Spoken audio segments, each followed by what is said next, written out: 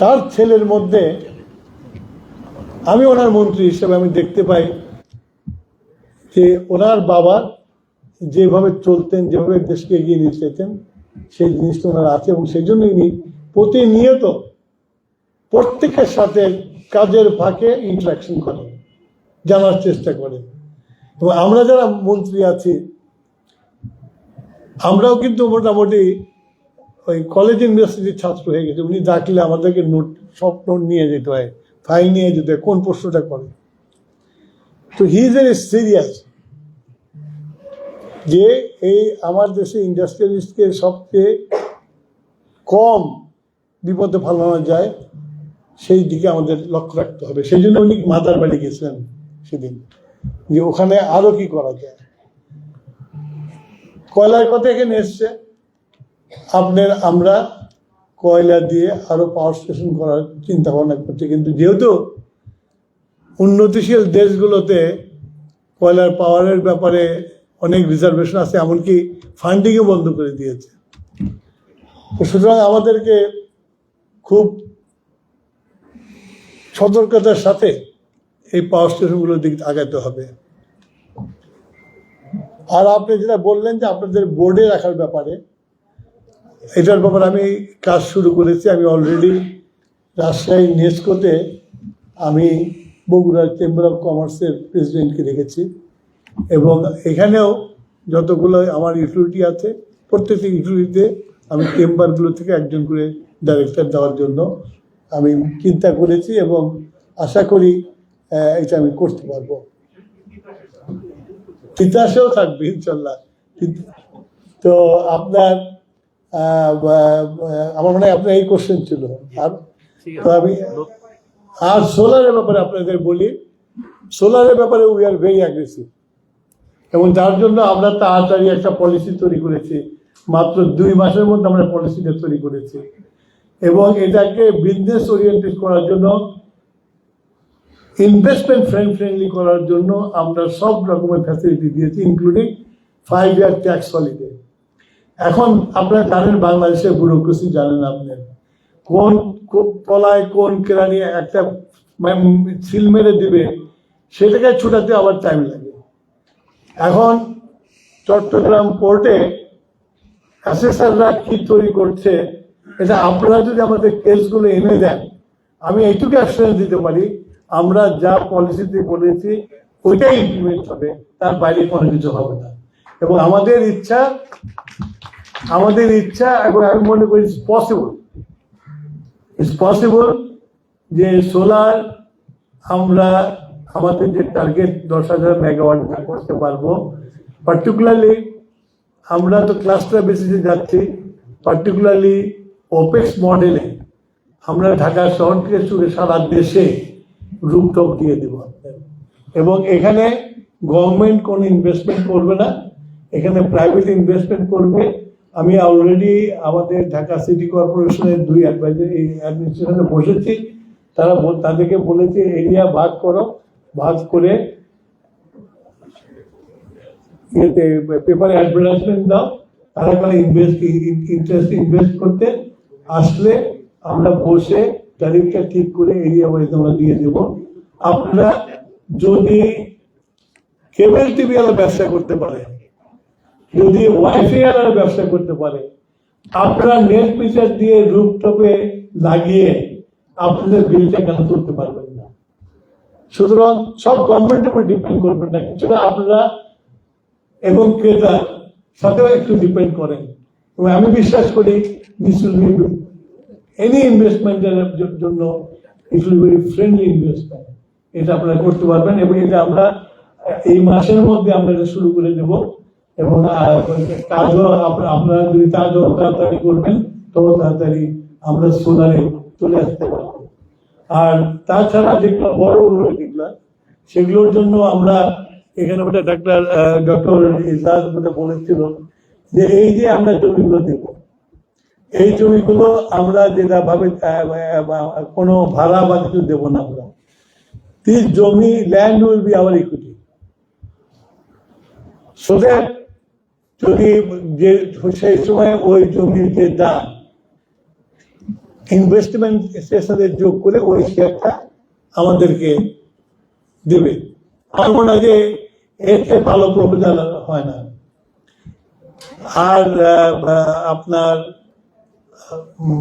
আমার এই কোশ্চেন ছিল, অবসর টেন্ডার আমরা করেছি, এবার টেন্ডার ক্লোজিং হবে। আমরা যারা নভেম্বরে আমি নিজে ব্যক্তিগতভাবে আমি আমেরিকান অ্যাম্বাসেডারের সাথে কথা বলেছি এবং তাদেরকে বলেছি যে I want to visit Houston.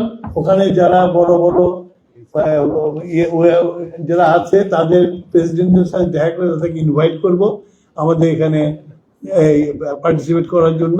তার জন্য আসে, সেই জন্য আমি প্রচারের জন্য বেরোবো আর কি। ধন্যবাদ।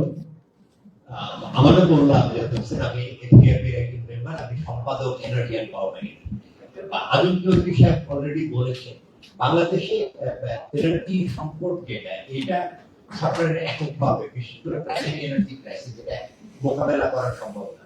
ইতিমধ্যে বাংলাদেশের সাকসেস রেকর্ড আছে যেটা পাওয়ার সেক্টরের ক্যাপাসিটি অ্যাডিশনে প্রাইভেট সেক্টর একটা ডিমেন্টাস রোল এখানে প্লে করেছে, যদিও এখানে অনেক কমপ্লেন আছে, দুর্নীতির অভিযোগ আছে, কিন্তু সরকার আসলে এই প্রাইভেট এনার্জি ইনফ্রাস্ট্রাকচার যেটাকে সাপ্লাই কস্ট কমিয়ে আনতে পারে, এখানে প্রাইভেট সেক্টরের ইনভেস্টমেন্টের ব্যাপারে কি ধরনের পরিকল্পনা করছে এবং এই প্রাইভেট সেক্টর যদি এই প্রাইমারি এনার্জি ইনফ্রাস্ট্রাকচার ইনভেস্ট করে সেই ক্ষেত্রে তাদের কস্ট প্রাইসে এনার্জি বিক্রির ক্ষেত্রে কোনো রেগুলেশন সাপ্লাই করতে যাচ্ছে।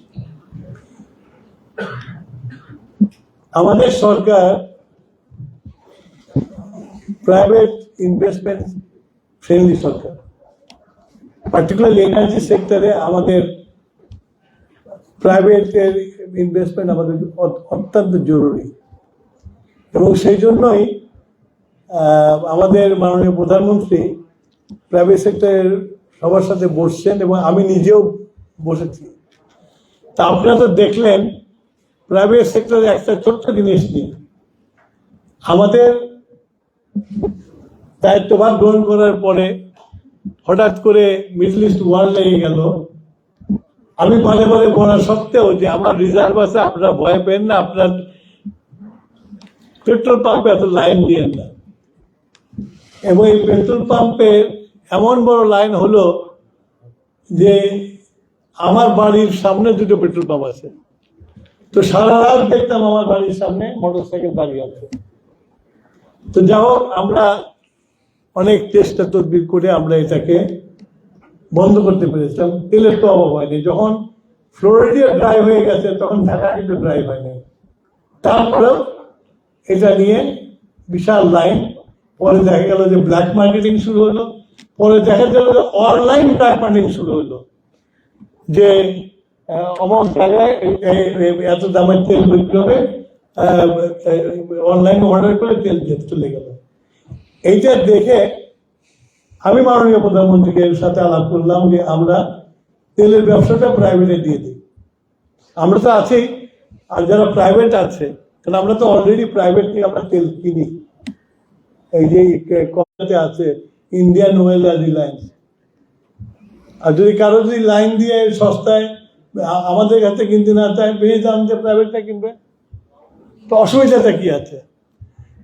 তো গত কয়দিন হলো উদ্ভট কথাবার্তা বলে দেখেন না, যে একটা কোম্পানিকে দেওয়ার জন্য আমরা এইটা করছি। আমরা যখন জেনারেল আইন তৈরি হবে তখন তো একটা কোম্পানি তৈরি হবে না, সবার জন্য তৈরি হবে। সেখানে আমাদের আজম চৌধুরী সাহেব সবচেয়ে বড় প্লেয়ার এটাতে, আমি যত বুঝি। তো হয়ে গেল যে একটা নির্দিষ্ট কোম্পানিকে দেওয়ার জন্য আমরা এটা আমরা করছি। এমনকি আপনি দেখলাম একজন বলছে আমি অলরেডি 2 লক্ষ কোটি টাকা আমার পকেটে চলে আসছে।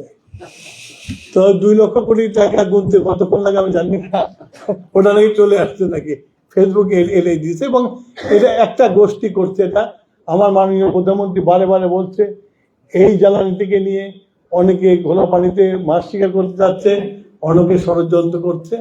আমিও তাদেরকে অনুরোধ করব পলিটিক্স আপনারাও করেন, দেশের স্বার্থে করেন।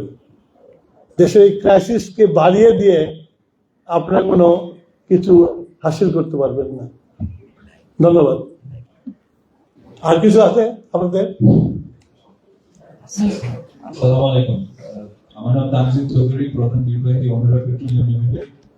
স্যার, প্রথমত আমরা গত 21 তারিখ জানতে পারলাম এফএসআরইউ তে যান্ত্রিক ত্রুটির কারণে বন্ধ হয়ে গেল, এবং যান্ত্রিক ত্রুটি আমাদের হাতে নেই, আমাদের মন্ত্রণালয়ের হাতে নেই, কারোর হাতে নেই। কিন্তু আপনারা যে রেকর্ড সময়টা ঠিক করতে পারছেন এবং রেকর্ড সময়টা ঠিক করে উদ্যোগ নিয়েছেন, এটা মনে হয় নাগরিক হিসাবে এবং বিজনেস কমিটি থেকে আমাদের সবাইকে আনুষ্ঠানিকভাবে একটা করতে দিতে হচ্ছে। এবং সেকেন্ডলি স্যার, আমরা এনার্জি মিক্স নিয়ে কথা বলছি। বর্তমান প্রেক্ষাপটে স্যার, আন্তর্জাতিক বাজারে এলপিজির দাম ইলেকট্রিক চাইতে কম, এবং স্যার বাংলাদেশে যে আমরা এলপিজি অপারেটর আছি, আমাদের সরবরাহ ক্ষমতা প্রায় ডাবল। মানে বাংলাদেশে এলপিজির ডিমান্ড হচ্ছে 15 লাখ টন, কিন্তু আমরা সরবরাহ করতে পারবো 30 লাখ টন।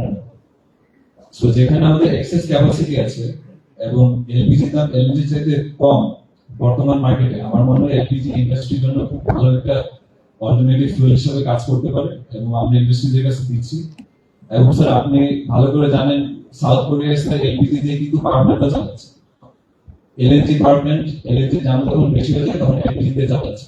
তো আমরাও চাই আপনাদেরকে সাপোর্ট করতে, এরকম যদি আপনারা পলিসি নেন স্যার, আপনারা তো কালকে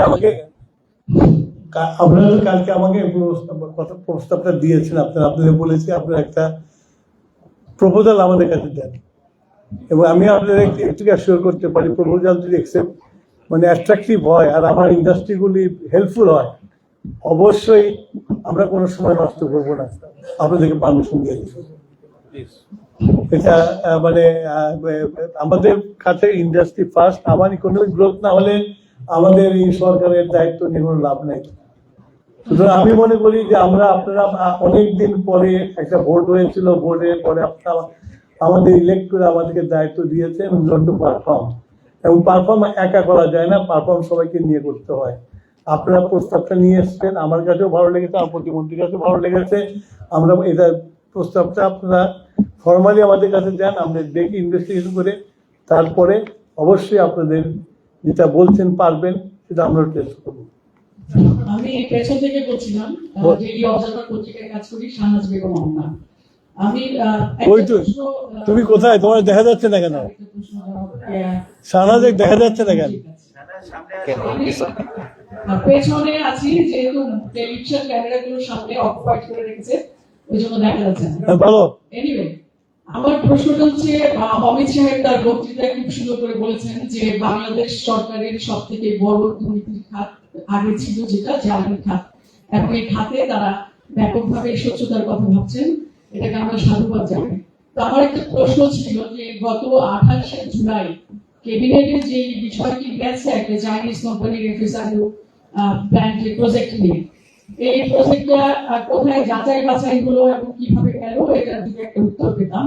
আর মাননীয় মন্ত্রীর কাছে আমার যে প্রশ্ন, সেটি হচ্ছে যে আপনারা বলছেন, আপনি এখনো আপনার বক্তৃতায় বলেছেন যে আপনারা প্রাইভেট সেক্টরকে সঙ্গে নিয়ে যেতে চান। আমরাও মনে করি প্রাইভেট সেক্টরকে সঙ্গে নিয়ে যাওয়া উচিত, কিন্তু এরপর আপনাদের সরকারের তরফ থেকে যখন বিবৃতি আসে যে আমরা আসলে এমন কিছুই করছি না, তখন আমরা সাংবাদিক হিসাবে কিন্তু প্রশ্নবিদ্ধ হয়ে আমাদের পাঠক এবং অফিসের কাছে এই বিষয়গুলো যদি আপনারা ক্লিয়ার কাট থাকেন আমাদের জন্য ভালো হয়। ধন্যবাদ। কিরকম বুঝলাম না আমি প্রশ্নটা। আমরা প্রশ্নটা হচ্ছে যে, আমি যে প্রশ্নটা আপনার কাছে করেছি সেটা হচ্ছে, আমরা সবাই জানি যে সরকার বেসরকারি খাতকে সঙ্গে নিয়েই তার সব কাজগুলো করতে চায়, এবং এটা খুবই জরুরি। আমি নিজেও ব্যক্তিগতভাবে মনে করি এটা খুব প্রয়োজনীয় একটা উদ্যোগ, এবং সেই উদ্যোগটা যখন আপনারা বলছেন আপনাদের বক্তৃতায়, এরপর যখন আমরা লিখছি যে এগুলোকে ওপেন করা হবে, তখন আপনারা যখন একটা বিবৃতি দিয়ে বলেন যে না এরকম কোনো উদ্যোগ হচ্ছে না, তখন কিন্তু একটা ক্যামোফ্লেক্স তৈরি করে যে আসল বক্তব্য কোনটি। এটাই। ধন্যবাদ।